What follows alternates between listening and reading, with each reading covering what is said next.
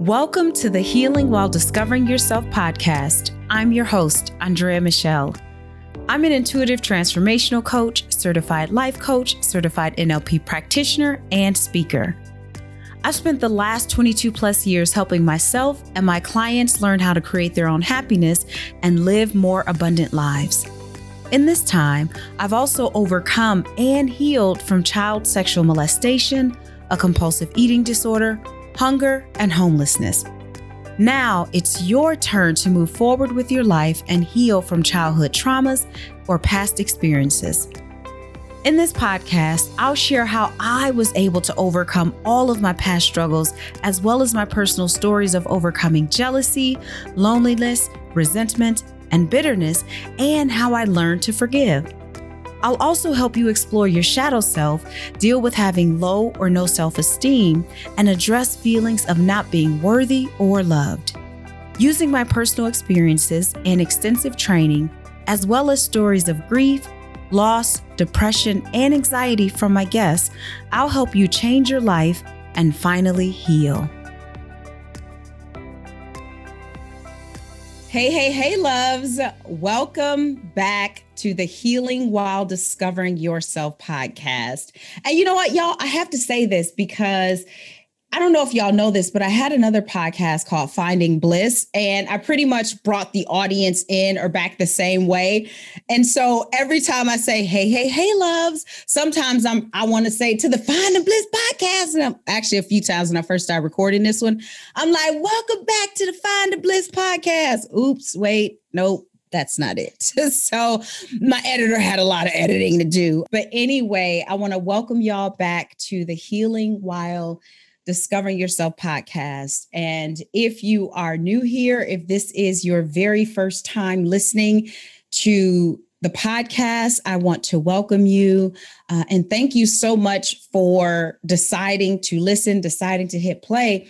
And I would actually love for you to share with me why you decided to hit play. Some of y'all, this is probably the first time you've listened because of the special guest that we have on the show today. And she probably told y'all listen to me, I'm gonna be on a podcast, y'all listen. So that's probably why y'all are here. But even if that is the case, let me know. I would love for you to either tag me on Instagram at Andrea Michelle Consulting, or you can find me on Facebook, Andrea A. Michelle, or you can email my team at hello@andreamichelle.com and let me know why you decided to listen. And I also want to encourage you to go back and listen to some of the other episodes, because the episodes, at least episodes 1 through 3, I think that'll give you an opportunity to get to know me a little bit better. That's if you don't know me. But I will say that once you get to know me, it's hard to not fall in love with me. So I'm just warning y'all, be prepared to love me. You're going to love me just like the next guest on my show. And I have to be in full transparency. I have to let y'all know that she is my cousin, but we didn't know each other all our lives. We actually didn't meet until a family reunion that was in California in 2004. I'm in Wisconsin and she's in New Jersey, and we come from different branches of the family. But when we met in 2004, there was this instant connection because I have always had a love and a pure respect for creative people who are artists. And what I mean by that is people who draw, people who paint, or people who write, people who dance, people who sing, people who speak poetry. And Trenee Douglas-Singletary, who is a published author, by the way, she speaks the spoken word. And I don't even know if that's a proper phrase, like no one I had ever met in my life. And at the family reunion, she did this piece, and I'm going to put her on the spot, but of course she can always say no. I hope that maybe she can do a little spoken word piece for us in this podcast, but I don't, she don't have to if she don't want to. Y'all should see how she looking at me. If you watch Catching This on YouTube, you can see how she looking at me. But if you listen to it, you can't see how she looking at me. No pressure though, Tree. I didn't tell her I was gonna do that. So if she doesn't want to, she's my cousin, so I can do that with her, right? And she can say no to me, and we ain't gonna be mad at each other. Ain't gonna be no love lost or anything like that. But like I was saying, the way that she delivers and the energy, I think I fell out my chair, or almost, because y'all know I'm too cute to actually fall. But probably like 3 or 4 times. And a couple times I got so amped up. Now, when you hear spoken word, like you're supposed to like snap or be quiet so they can stay in flow, I was like, yes. And just y'all, whatever. Just forgive me, Lord. Whatever, the Lord already forgave me. So it's all good. But anyway, I was just so blown away by her poise and just her energy. And so we actually connected almost instantly. Then I think a year later, I flew out to Jersey to meet like all the other people in the family or the people I hadn't met at the family reunion. And it was a good time. We've been in touch since then. But anyway, I just wanted to share that with y'all. Oh, and this is how you know when you're doing work that is so impactful, and not that it's the barometer, not that it's the end all be all to the work that you're doing, but you know that you're doing something right when your family actually decides to invest in you. Because as a coach, I had a group coaching program, which I no longer have, and now I have a membership. Trenee has decided to invest in herself and invest in me, and was a part of my group coaching program and is a part of my membership. And so part of her energy, and even the fact that like she invested in me, because the very first program that I put out, she invested in actually, and I don't think I've ever shared this with her, but having her invest in it, it really boosted my spirits and my energy, because I was like, all right, wow. And then to see her growth and her change, it was just like, yes, yes, yes. So it was almost like that motivator, right? To have her in my space and her be in her energy and in her space. And so I feel like I've just talked forever, y'all, which is okay, because this is my podcast, right? But I did just want to introduce her just to share with y'all really just like what she means to me. And so today before we get off into what we're going to talk about, Tree, go ahead, introduce yourself, tell the people what you want them to know. Hi, my name is Trenee Douglas-Singletary. I am a 37-year-old proud Black woman. I am a wife. I have 4 children. I love writing. Writing is my therapy and how I express myself best, how I understand myself best. I find a lot of me when I write. And firstly, let me thank you, Andrea, for even allowing me to be on your podcast. I don't take that lightly. It's been a long time coming. I know you've asked me to let you know quite a few times when I was ready, and I ran from the opportunity quite a few times. I just figured this time I can't run. I got to stop running. So here I am. So thank you for trusting me enough to be on your baby. And yeah, today I just want to talk about a little bit of the discovering that I have been doing while and since being on this healing journey, first found by you. But when you started to talk about this retreat that you recently had, I guess the timing was just perfect, because it was like it jumped off the screen at me. It was like, this is the time that I needed. And it came at this just crazy time in my life. And so one of the main things that I've discovered is abandonment issues. Now, hold on. Now, wait a minute. We got to stop. We got to stop right there, girl, because I just want to warn y'all. Actually, I really don't want to warn y'all. I just want to tell y'all that Trenee is deep, right? And in order to be able to like write the way that she does, and if y'all, what's the name of your book, Trenee? After this, no more compromising. This is a process. Yes. Okay. So y'all go ahead and cop that. Go and get the book. But okay, that's not what I want to say. But before we get off into abandonment issues, like at what point, okay, because you mentioned the virtual inner child healing retreat, right? And that jumped off at you when you saw it on the screen. It was like, whoa, like you didn't really know much about it, did you? When you saw like inner child healing, you didn't know anything about that, did you? Not at all. All my life, let me not say all my life, because even though as a child, my mom took us to church, I got saved as a very young girl. I can't say I grew up in a religious household. Right. So when I confessed Jesus Christ, I was 19 years old. So from 19 up until currently, meaning before I started, I guess before I learned in the healing retreat that the healing work isn't going to fall from the sky. So up until that point, I was sitting back waiting for God to heal me.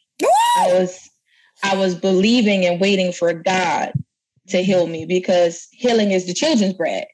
And make no mistake about it, while I wholly believe in God, God ain't gonna just heal me. I have to do work. And that's what I'm learning on this journey, that God has a part and I have a part. Ooh, you know what that's called, Tree? It's called responsibility. You know what I mean? It's called taking responsibility for your role in your life. Yeah. Right? And I don't know about you, but when I discovered that for myself, because like you, Tree, I didn't necessarily grow up like in a religious house either, although my mother took us to church. First, it was the Catholic church, and then she stopped going. So we kind of stopped going. But then she told us we had to go to church, and she didn't. And it was an Episcopal church. But, you know, you don't disrespect your mama. You know, if your mama tell you to do something, you do it, right? And so we went to an Episcopal church, and then, but we were going through the motions and, you know, all of this stuff. God is this and God is that and the other, and we're reliant on God for everything, and, you know, all that kind of stuff. And then when I was 20 is actually when I got saved. And then still more of the preaching of, you know, wait on God, and God is going to do it for you, and all of this. And as long as I waited on God, Trenee, like you, I don't want to say nothing happened, right? Because God is just not that God. Like things happened, but the deeper level of healing that I needed didn't start until I took responsibility for my own healing, realizing that God had given me everything that I need for the journey. And I just need to go. And, you know, because people always talk about, what is it? The footsteps of a righteous man are ordered by the Lord, or something like that, right? Okay, well, you see the path, you still need to walk it. If it's your footsteps, you still need to walk it. But like so many people, and this is not a criticism, just an observation, like so many people, the path was there and I wasn't walking it. And so I'm so glad you brought that up about this idea that God had a role, which I 100% agree. And then you had a role. Okay. So let me say this. It was when I realized that was pretty interesting, right? Because now people who know me know this, but I'm going to say it. So now everybody's about to know it. Yeah. At 19, I contracted herpes, right? And for about 3 months, I went into like this deep, deep depression, right? Maybe and let me just say this, right? Like you contracted it. You were not a hoe. You were one guy. You were faithful. Yep. So I just want to put that out there so people are like, oh, she was a hoe. No, yes. She was not. No, never been a hoe. Never been a hoe. Never cheated on a guy in my life. You know, just, I guess, made bad decisions. Or not even bad decisions. You just made decisions based on the information you had at the time, and things happened the way they did.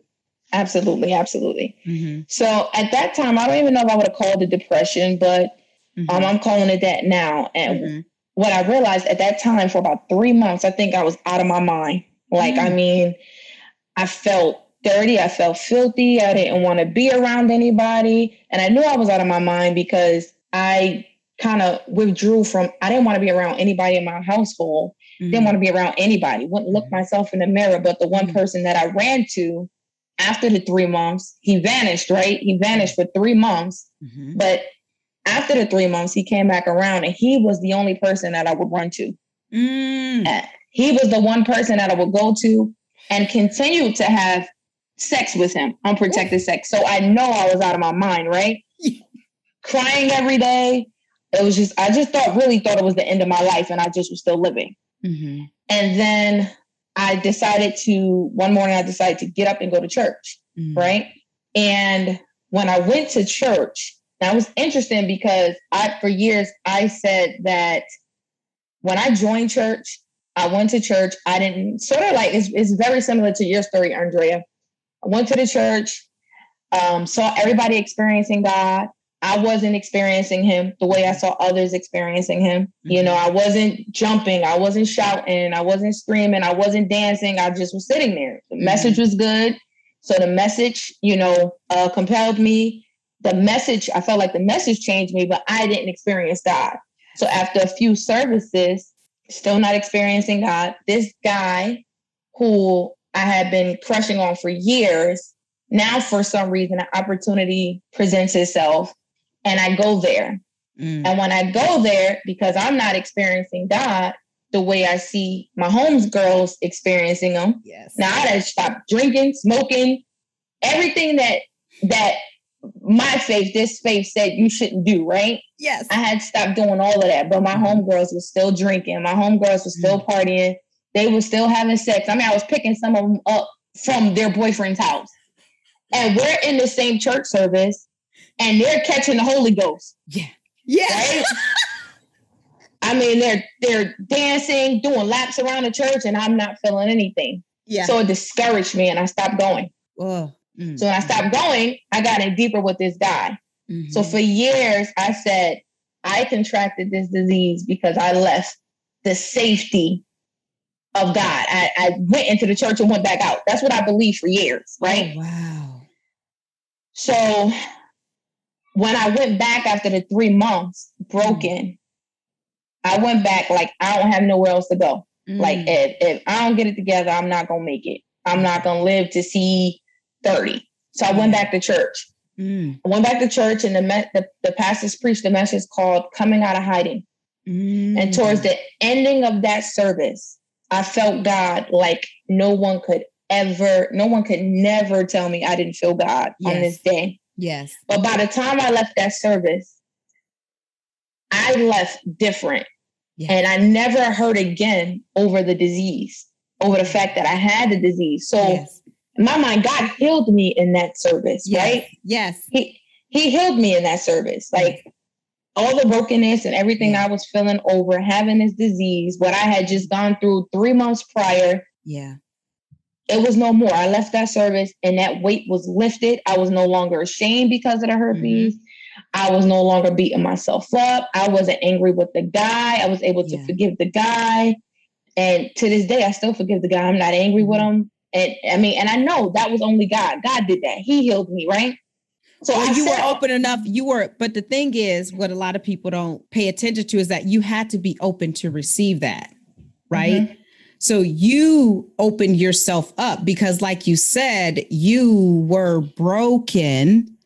And so you still, even in that experience, had a responsibility to open up and to receive it, right? Because a gift is only a gift to the receiver if they accept it, right? And so you had to open yourself up for that. So yes, I agree with you. I'm just pointing out the fact that even in that, you still played a role in that.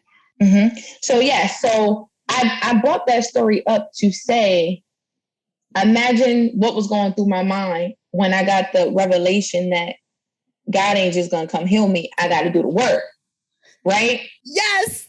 So when I got that, I was like, wait, but God did just heal me. And I felt like it was supernatural because when I woke up that morning, so there was a discrepancy. Yes. Right? Yep. There was this tornness going on the inside of me. And, this journey has really helped me to kind of understand it and figure it out more. Like he did. I woke up one way and went to church and left another way. But for me, me being open was me getting myself up and going into that church building, because when it happened, it caught me completely off guard. I didn't see it coming, but it still required me to get up. Yes. And come from out of hiding. Yes. To go into that place and be able to receive that word coming out of hiding. Yes. And it's funny because we're talking about abandonment issues. I can even remember the pastor saying, once I felt the presence of God, the pastor saying, yeah. You just wanted to feel it for yourself.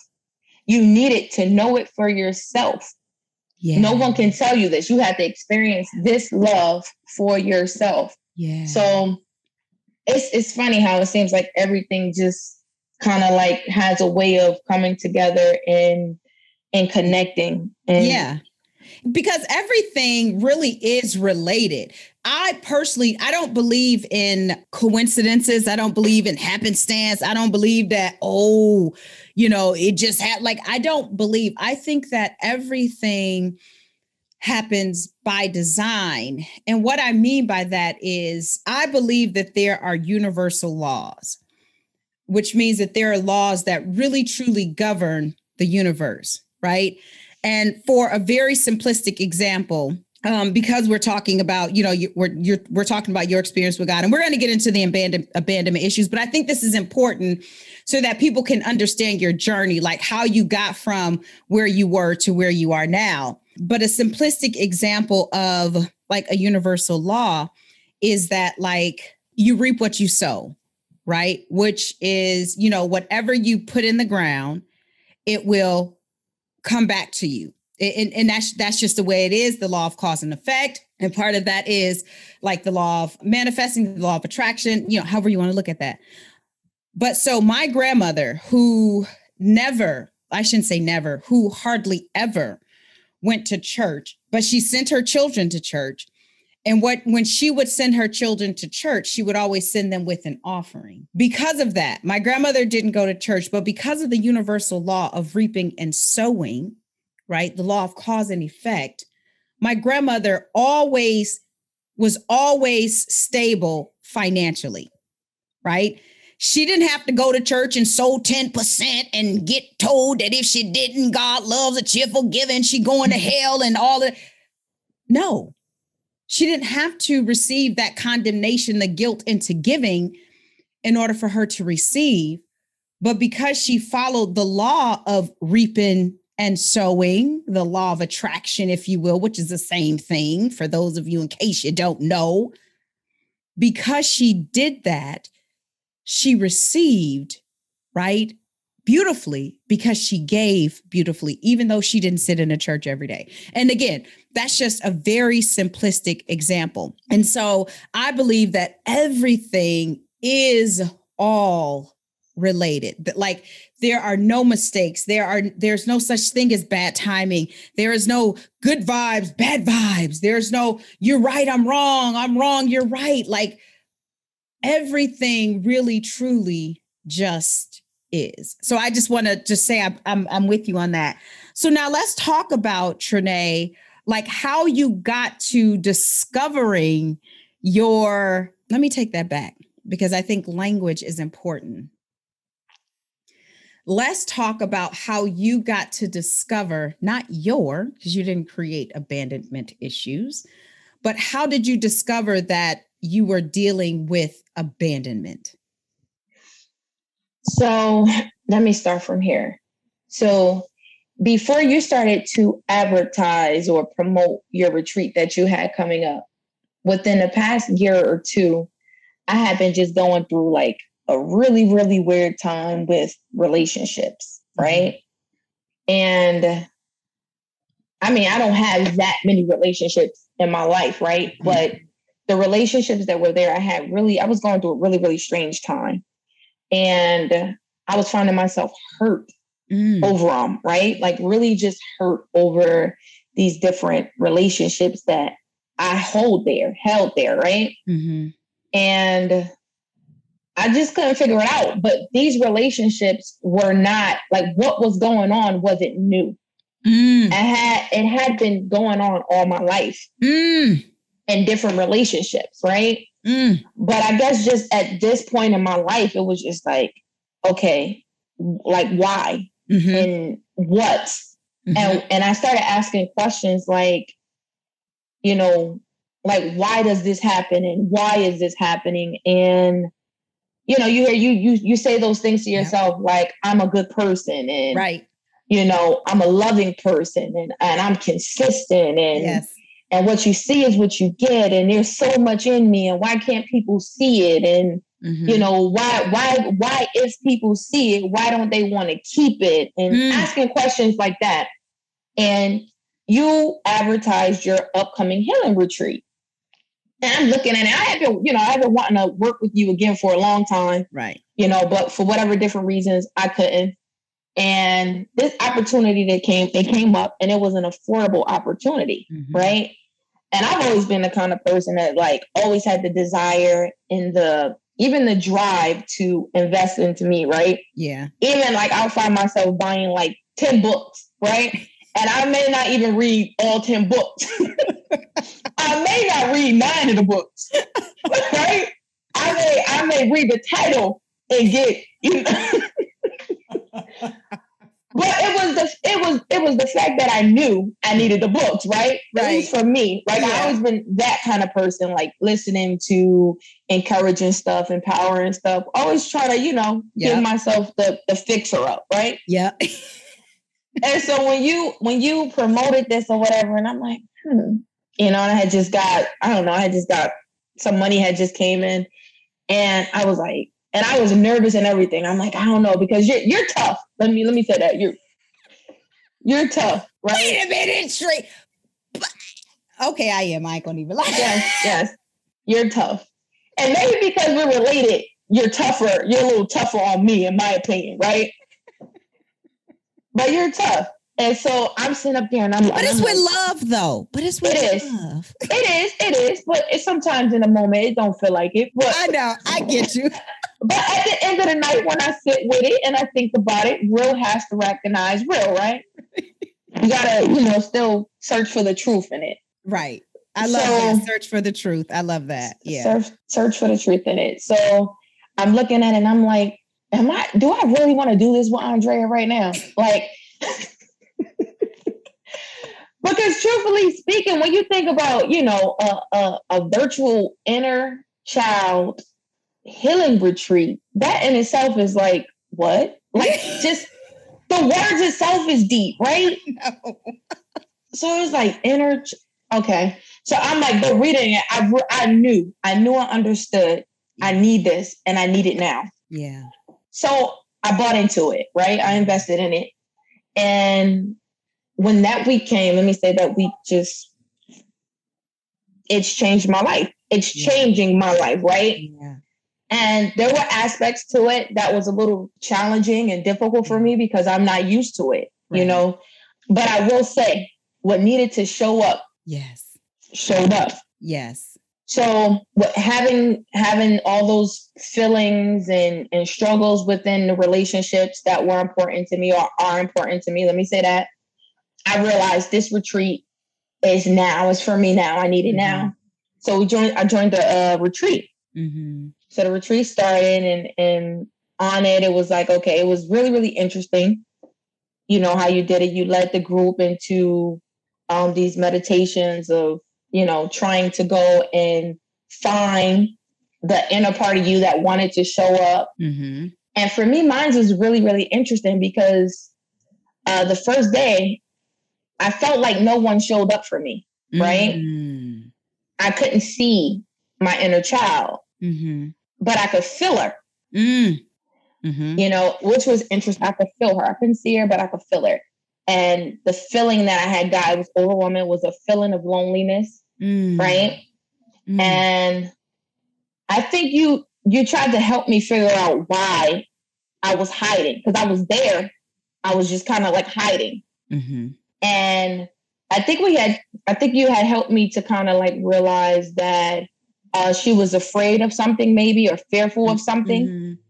But the next live meeting, she showed up. And I think we had to go to like a park or something. I think so. I think we had to go to a park or something. But the next meeting, she showed up. And she showed up at, around the age of 10, 12, and showed up on a basketball court. And she was just so happy, right? So now she's not hiding. It was like she was waiting for me. And she's there, and she has a basketball, and she's just smiling from ear to ear. And you had instructed the group to go over to that person, or the inner us or whatever, and ask her, how could we help her? How could we serve her? What could I do for you? Can I talk to you? And stuff like that. And so at first I didn't open up my mouth to ask her anything. I kind of was just looking. I was shocked that she was there looking like that. Right. And when I eventually walked over to her or whatever, I kind of think I asked her to forgive me or something like that. Will she forgive me? I asked her if she would forgive me. And she just grabbed me and hugged me and pretty much told me that I didn't need for her to forgive me, that she just wanted me to show up for myself. Yes. And she just wanted me to be me. Yes. And she just kept saying, show up and be you, which I thought was interesting in itself too, right? So I'm like, okay.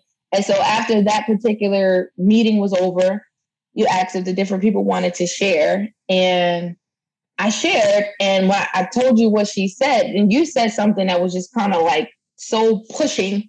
It was like, yeah, and not just show up, but show up big, Tree. Show up big, and show up being you big. And it was just, it for me, inwardly, it took me to another place. Yeah. And I think the day after that or whatever, I had to actually, it wasn't the meeting. For some reason, during that week, every time I got into the shower is when I started, like when I received stuff, when stuff started to kind of make sense to me for some reason. Yeah. And part of the retreat was like suggesting, because in addition to like showing up live, we had like the worksheets, and, I was kind of like encouraging y'all to like really, sit with how you feel. And, if you need to write it out, journalize it, all those things. And because you're a writer, your default is writing. And I don't remember if it was, because it was like 60 people in there. So I don't remember like when it was exactly, but I think it was between like day 1 and day 3, an idea of abandonment. Writing had come to you. And right. And then like a memory had come to you when you were around about that age also. Like after we had come back from, out of the meditation, because that's usually how it works, especially energetic healing work, is like something happens in the moment, but most of the downloads happen when you sit quietly afterwards. And at one point you had remembered something that happened around that age. And that's when you started to write about it. Yeah. So I think what had happened was, one of those days that I was in the shower, I realized that I needed to start to write letters, right? Yes. And I started with my father, my biological father. Yes. And the strange thing about that is that I never really even thought that not having my father in my life bothered me. I never thought it was an issue. Right? Same. Yep. Same. I never thought it was an issue. And so, because I don't remember my dad being in my life from when I was a little girl. Right. So now let me say this. My dad is deceased. And so this is not to annihilate him or kill the dead. Right. I love my father and I respect my dad. So And you're just none of speaking this. your truth. This is just your truth. It's not a reflection on him, but this is your truth and how you process, how you are healing and dealing with this. So no, this is not talking about your dad or anyone in particular. This is you sharing your journey of how you have begun to heal yourself and to show up big like your inner child wanted you to. Mm-hmm. So I realized I had issues with my dad not being there, and that there were several different layers to those issues. So he wasn't there, and then at 13 he resurfaced, but I didn't like him. Right, I wasn't really trying to deal with him for specific reasons. But there was another guy in my life who my mom was dating, and he came. So my dad was incarcerated when me and my sister was about 3 months old, I think. I think. Because you have a twin sister, so just for anybody. Yeah, I have a twin sister and I have an older brother. And so, but this other guy, he came in, and he's the guy who I identified as being my father, right? And so he was there from maybe 3 to about 12, 13. But he was my guy. Like, I was crazy about this man. Like, he was the father of all fathers in my mind, in my heart, right? Yes. You couldn't say nothing bad about him. Like, that guy, he was my world. He was my dad. Yes. And around 12, 13, him and my mom, they broke up. And when they broke up, we broke up, right? And so when he left, when him and my mom split, our relationship kind of just, fell to the wayside, which at that time I really didn't recognize or understand. Right. Yep. Because what's interesting about that is I'm 37. I was 35, 36. When I started this healing process, just stopped hurting over him. Wow. And what's really, really interesting about me just stopping or no longer hurting over him, and I promise you, since I got this revelation on this journey, literally, I think my husband has heard me and seen me wipe tears from my eyes, crying over this man, because when I would see him, his energy didn't match mine. Yes. So I would be happy to see him. And it was just like, hey, twin. And it was like, but wait, I'm your daughter, right? Right. And so in writing these letters, because I didn't just write my biological dad a letter, I wrote my stepfather a letter. And I started to write my brother a letter, but I didn't even, funny thing is, once I got the revelation about my stepdad, which was he was not what I saw him to be. Woo! Right? What do you mean by that? Like, make that plain for people. So what does that mean, Tree? So what I mean is, so he used to say this phrase to me, right, when I was a little girl. He called me number one. He would say, number one, I'm like Chucky. I'm going to be your friend to the end, right? And that phrase has always stuck with me. So when he broke up with my mom and we broke up, that phrase was something that always came back to me. It was like, well, what happened to being my friend to the end, right? Yes. But in writing his letter, what was revealed to me, it prompted me to ask questions. Yes. Right? Because there were a lot of holes. So I start calling my mom and asking her these different questions.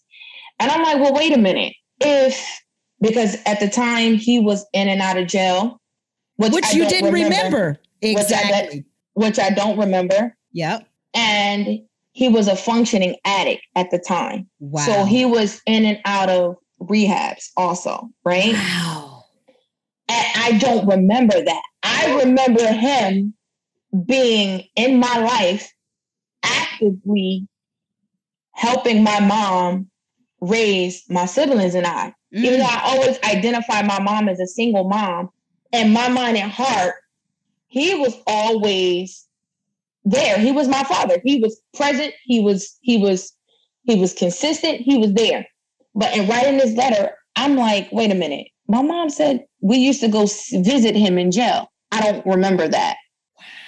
So I started asking questions. And when asking these questions, I found out that he was in and out of jail. So it was about 2 or 3 different times that he did spans of being away. And then there was a few different times that he was away in rehabilitation centers. So from 3 to 13, that's not a lot of time, right? No, it's not. So I'm like, well, and I remember asking my mom, well, Mom, what was it where did I get my information from? Like, why was I so, crazy? Why did I see him so much as being my father and being there? Yes. Why have I been hurting like this all this time if he wasn't there anyway? Right. And my mom, her answer was, I don't know. Wow. When you said things and you told stories, I always wondered, what were you talking about? But she told me, and this is how my mom is, and I appreciate this about her. She said, it wasn't for me to tell you what he wasn't. I love your mama. I love my big cousin. She's sure enough right about that. But go ahead on, girl. Go ahead. She said it wasn't for her to tell me, that she knew eventually I would see it. And the funny thing is, when I found that out, it really messed me up. I was like, wow. Like it messed me up in a good way though. Right. Like I was like, wow. Like I told my husband, I think I texted you. Yep. I told my mom, and for whatever reason, that was all I needed because I didn't even have to finish writing his letter. Yeah. I stopped writing his letter, and haven't picked it back up. And with my brother, I haven't even begun to write his letter because I don't need to, right? So I think what I found out was with my dad not being there, my stepfather leaving how he did, right? My brother, unfortunately, for whatever reason, he turned to the streets really, really young, right? So where I felt like he should be there, he should be the one protecting me. You're my big brother. He couldn't protect me because his mind was in the streets, right? He was doing what he was doing, so he couldn't protect me, right? Yeah. And I've never been mad at him about that. He beats him, but I always felt like, had I had my big brother there watching over me and protecting me, maybe these different things wouldn't have happened. Hey loves, are you looking for a safe place to hang out while you're healing with other like-minded individuals? If so, then I would love for you to join my private Facebook community called Healing While Discovering Yourself, named after the podcast. This community is for those who are truly seeking a safe place to heal and also show up authentically. If this interests you, then I'm going to invite you to go to Facebook/groups/Healing While Discovering. I look forward to seeing you in the group. Tony Robbins said, the quality of your life is a direct reflection of the quality of the questions you're asking yourself. And that's why I'm inviting you to download my free guide called 5 Powerful Questions to Ask Yourself to help you take back control of your life. In this guide, you will learn how to shift your mood, break negative thought patterns, and identify beliefs and stories so that you can explore the truthfulness of these stories. Go to andreamichelle.com/powerful to download this free guide today.